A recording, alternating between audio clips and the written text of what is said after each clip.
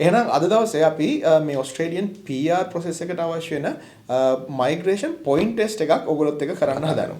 හරි. එතකොට අපි ස්ටාර්ට් එකක් විදිහට මට කියන්න general skill migration කරන්න, ඒ කියන්නේ migrate කරන්න ඒ category එකට consider කරනවා නම් මොකක්ද first step එක? first step එක තමයි obviously අපි බලන්න ඕනේ අපි eligible ද කියලා.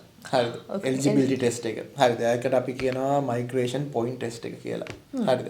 එතකොට සමහරට ඔයාලා ඇති ඕස්ට්‍රේලියාවේ මේ මුළු process එකම යන්නේ මේ point based system එකක් උඩ. එතකොට ඔයාගේ profile එක, ඔයාලා තියෙන කියන්නේ education qualification වගේ දේවල් එක්ක age එක මේ වගේ දේවල් කීපයක් එක්ක ඒගොල්ලෝ assess කරලා තමා මේ points දෙන්නේ. හරිද? එතකොට points වලින් එක requirement එකක් තියෙනවා. ඒ points ගානෙන් එහාට ඔයාට අරගන්න පුළුවන් නම් ඔයා eligible වෙනවා. apply කරන්න. ඒ points ටික තිබ්බා කියන්නේ ඔයාට හම්බ වෙනවා කියන එක නෙවෙයි. නමුත් ඔයා apply කරන්න eligible වෙනවා. එතනදී මේක තමයි Australian General Skill Migration Point Tested System එක කියලා කියන්නේ. අපි PR කියලා ලේසියෙන් කියන්නේ. එතකොට මේක තමයි මේ migration process එක පටන් ගන්න interest එකක් තියෙන කෙනෙක් නම් කරන්න ඕන පළවෙනිම දේ. ඔව්. එහෙනම් අපි අද point test එකක් කරලා බලමු. හරි.